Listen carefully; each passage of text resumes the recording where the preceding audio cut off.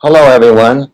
My name is Brother Ross Wilets, and I am a member of the Congregation of Christian Brothers. And sometimes we're called the Edmund Rice Christian Brothers because our congregation was founded by our founder, Edmund Rice, with his first school in Waterford, Ireland in 1801. I wore this nice white shirt today so that it would match my hair. So that was kind of like I wanted to color coordinate myself for this program. Secondly, I have been ministering for the congregation as a teacher in their high schools throughout most of my life. I have taught in the Christian Brothers schools as a science, mathematics, and religion teacher. And also, I was given the opportunity to study, and I have been certified as an addictions counselor, and I have done that work for 12 years. Half of that time was spent working for a company in Tampa, Florida called DACAL, in which I had my office in a probation office.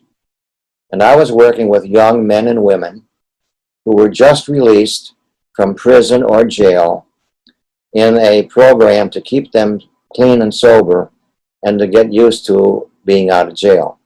And then I was also working with a lot of young people that were arrested for marijuana abuse or marijuana possession that had not yet gone to jail, and they were on probation, hoping that the police could stem their direction toward addiction. And my second major employment as an addictions counselor was on the south side of Chicago at a homeless shelter, St. Martin de Porres House of Hope, where we had women 18 and over who were homeless due to their addictions, and we brought them in, and they could bring their children with them for long-term recovery from their addictions. I was gifted. It was a joy for me to try and help them along the way. So today's program is about drinking alcohol and alcohol abuse disorder, which is a fancy way of saying the disease of alcoholism. Well, this is a good word, sobering statistics. These will wake you up and make you think about, let's take care of this alcohol drinking. On an average, in recent years in the United States of America, between 10 and 11,000 people are killed in the United States due to drunken drivers. It's also said that 1 in 3 persons in the United States will be involved in a drunk driving accident in their lifetimes. It hasn't happened to me, but I still have a few good years left. And they believe that drunk driving is the cause of over 50% of the fatal highway crashes. Ouch. Statistics show that in the last couple of years, about an average of about 88,000 people die from alcohol-related causes in the United States. 40% of all crimes are committed under the influence of alcohol because you're not thinking straight. Statistics are saying that 80% of college-age students reportedly consume alcohol. So you need to hear this again. I don't care if you heard it 100 times. This is the 101st time. Don't drink and drive. Don't drink and drive. On the high school level, there is a lot of alcohol abuse and criminal activity connected with the alcohol abuse. And we need to talk a little bit about the Wisconsin-Illinois state border. There was a time when I was teaching in Chicago where Wisconsin lowered the drinking age to 18. I think this may have been during the Vietnam War era. And Illinois' legal age of drinking was 21.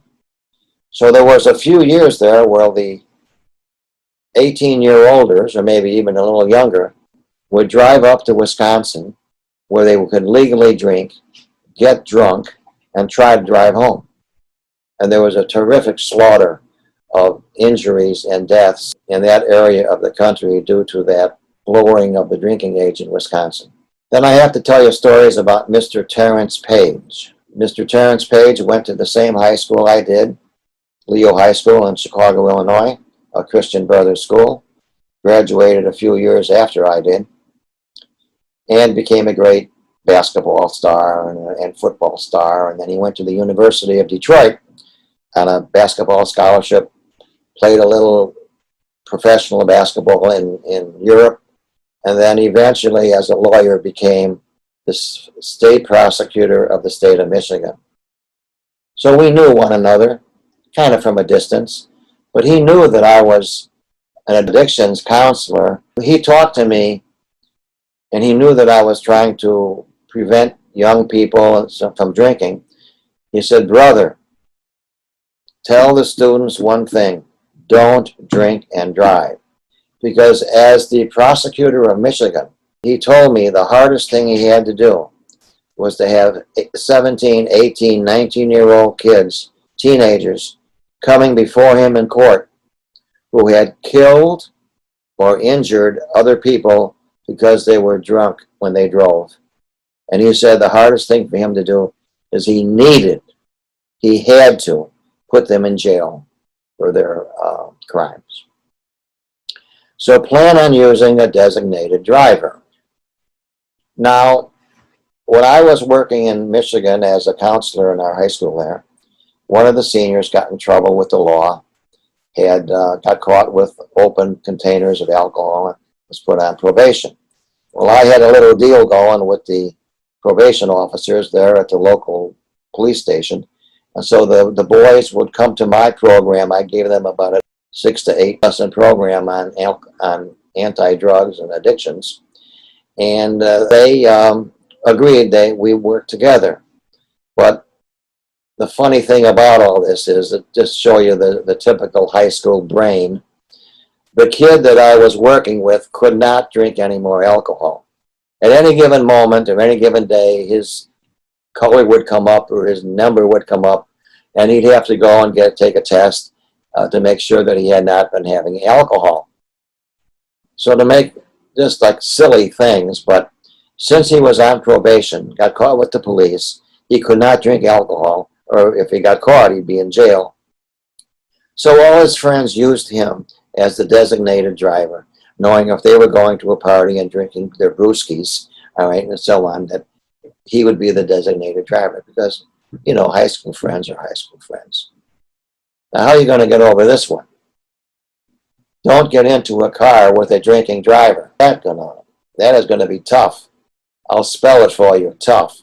T-U-F-F. Well, your friend has had a few too many brewskis, and he's driving you home. And you're going to say, I'm not going to go with you? That's going to be hard, but that's a good idea. Walk home or call up your parents.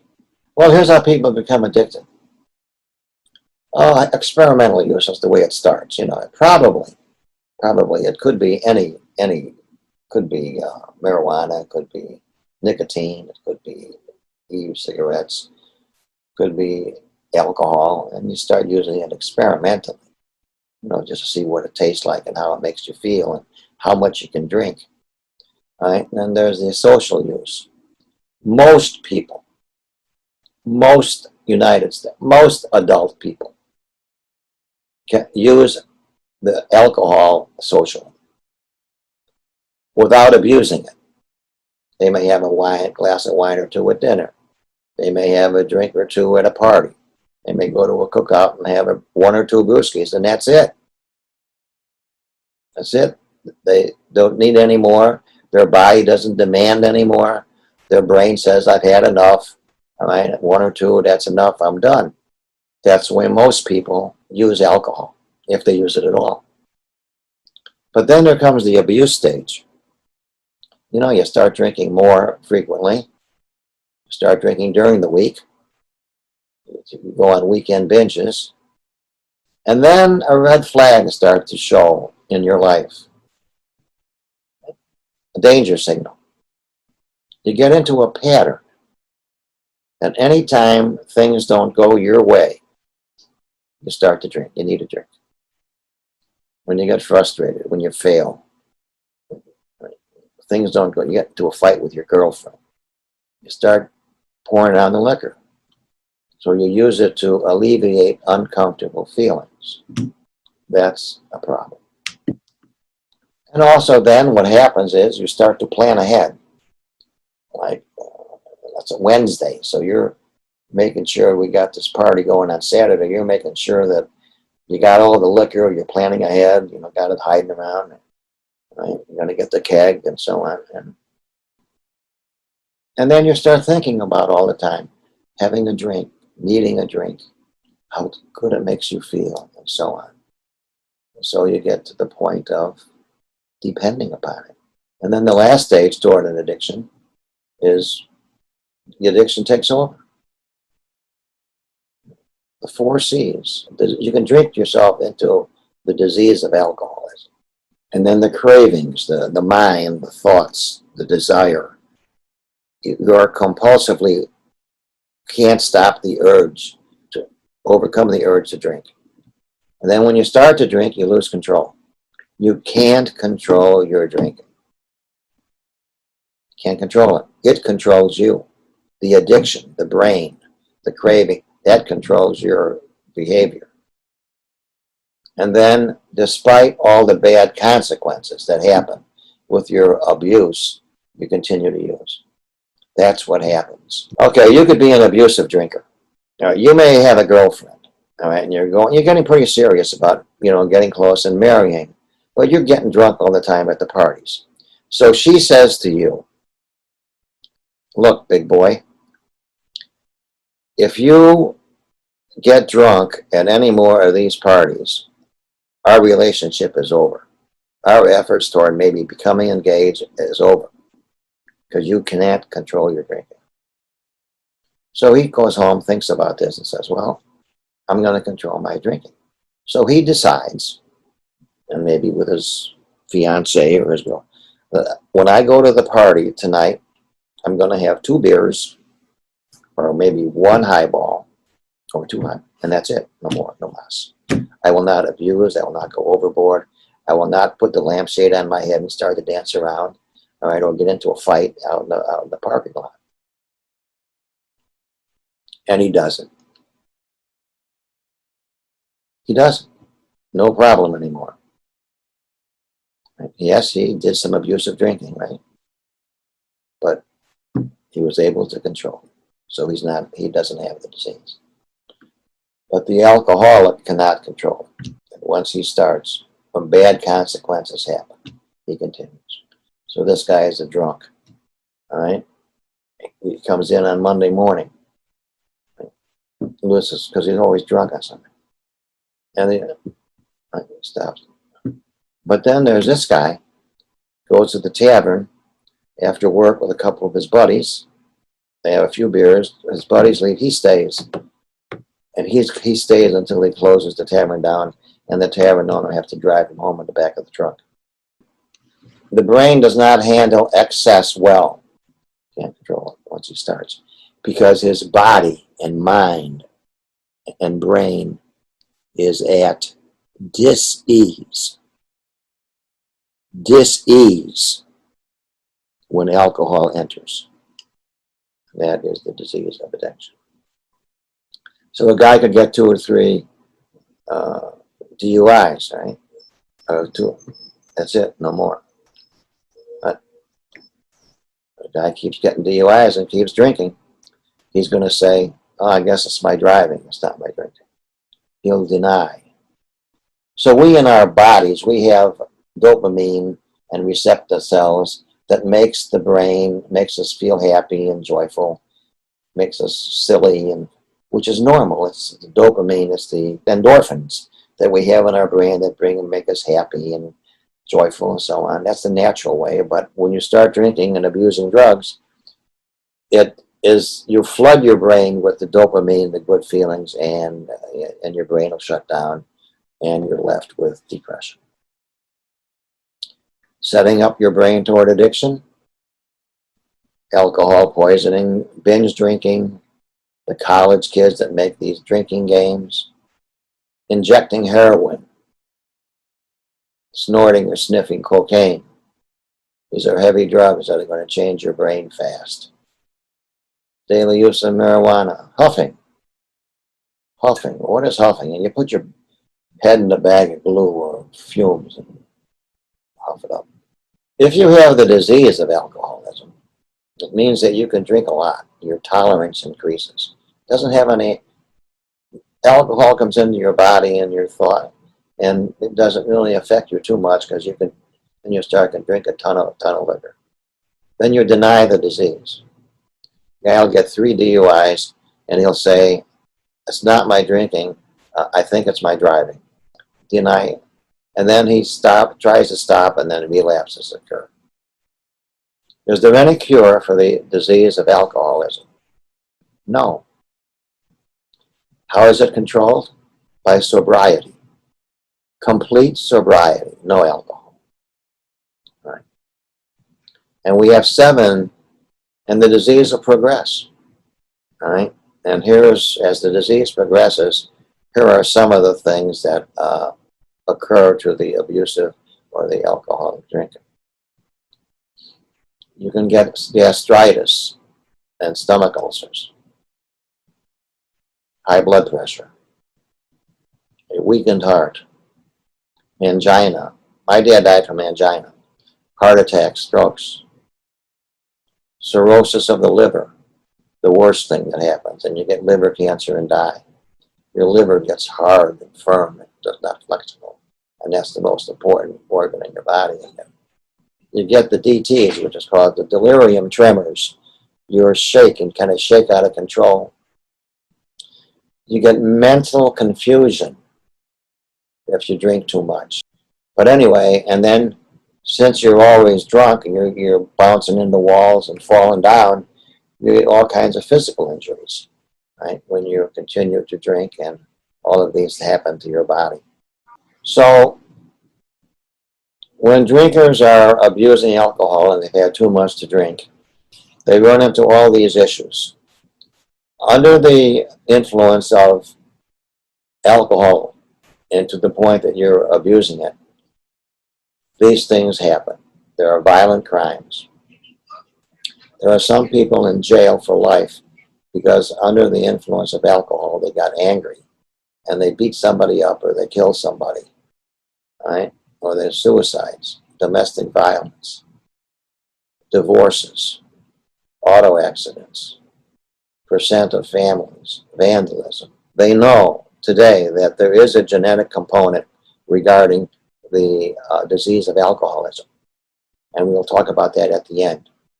But there is also an environmental component, and if you are socializing with family or friends and it remains sociable, fine, but if you start to abuse the alcohol, then especially at a young age, you're setting your brain up to be addictive. Here's how they treat addictions. There are some medications out there that can help control the cravings for alcohol use. You need to go to counseling and go through behavioral therapy. And the most successful treatment of alcohol addiction is the support meetings, the AA meetings and the NA meetings, to get support and strength. We're going to finish up this program with talking about the genetic marker and having the disease of alcoholism. Does alcoholism run in families? Yes. They know that there is a genetic component to the disease of alcoholism. It has not been scientifically proved, but there are studies that show that there is a genetic component. And we know from biology that sometimes genetic heredity skips generations. So it's not scientifically proved, but some of these studies are showing the geneticism of alcoholism.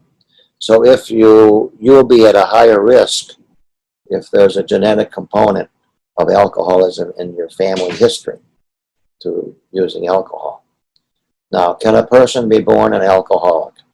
Well, we're going to try and finish this program with, if I can explain this to you.